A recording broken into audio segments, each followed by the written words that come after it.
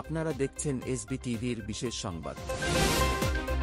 মিশরের রাজধানী কায়রো শহরের আল আজহার বিশ্ববিদ্যালয়ে ভাষণ অন্তর্বর্তী সরকারের প্রধান উপদেষ্টা মুহাম্মদ ইউনূসের।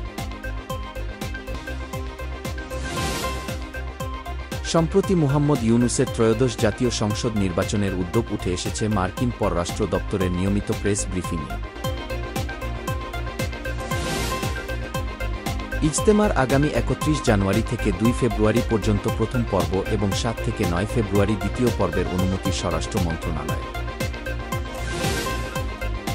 গণতন্ত্র ও ভোটের অধিকার জনগণকে ফিরিয়ে দিতে হবে, আমরা ভোটের কথা বলবো, এটাই স্বাভাবিক। তারেক রহমান।